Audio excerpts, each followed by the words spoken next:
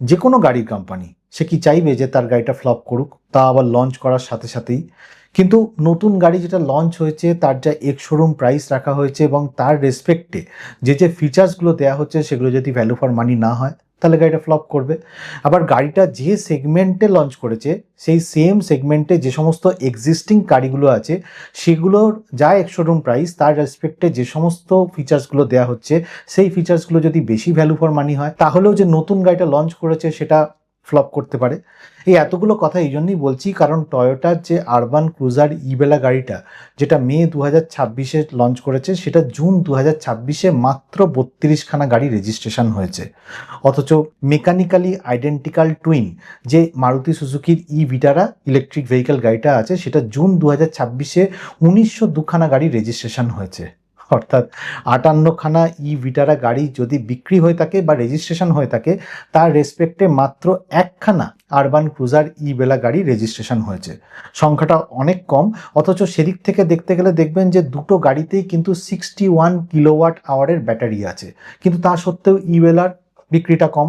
এর পেছনে তিনটে মেন কারণ আমি রিসার্চ করে বার করেছি। একটা হচ্ছে যে ইবেলা যে গাড়িটা আছে সেটার যে টপ ভেরিয়েন্টটা আছে E3, ইনফ্যাক্ট একটাই ভেরিয়েন্ট আছে E3, সেই গাড়িটার দাম শুরু হচ্ছে 23,60,000 টাকা থেকে, মানে শোরুম প্রাইস বলছি।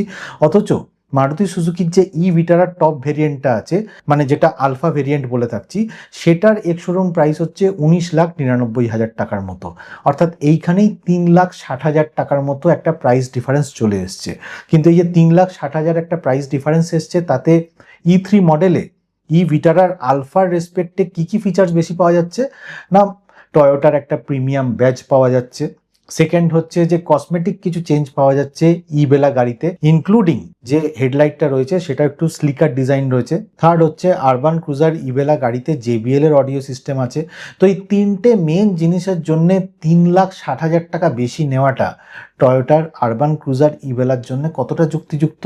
সেকেন্ড হচ্ছে যে ব্যাটারি অ্যাজ এ সার্ভিস দুটো গাড়ি দিচ্ছে, ঠিক আছে, কিন্তু ব্যাটারি অ্যাজ এ সার্ভিস মারুতির যে ভিটারা গাড়িটা আছে সেটার দাম শুরু হয়ে যাচ্ছে 10,99,000 টাকা থেকে, কিন্তু ইবেলা যে গাড়িটা আছে সেটার দাম শুরু হচ্ছে 15,25,000 টাকা থেকে। অর্থাৎ এখানে 3,26,000 টাকার মতো একটা ডিফারেন্স চলে আসছে। এবং থার্ড যে কারণটা সেটা হচ্ছে ভিটারা গাড়িতে কিন্তু 49 কিলোওয়াট আওয়ারেরও একটা ব্যাটারি চলে আসছে, যেটার দাম শুরু হয়ে যাচ্ছে 16 লাখ টাকা থেকে। অথচ টয়োটা আরবান ক্রুজার ইবেলায় শুধুমাত্র 61 কিলোওয়াট আওয়ারের ব্যাটারি আছে, সেই জন্য প্রাইস পয়েন্টটাও বেশি। তো মেনলি এই তিনটে কারণের জন্যই কিন্তু ইবেলার সেলটা ভিটারার থেকে ভবিষ্যতেও কম হবে বলে মনে হচ্ছে। আপনাদের কি মতামত অবশ্যই কমেন্ট করে জানাবেন।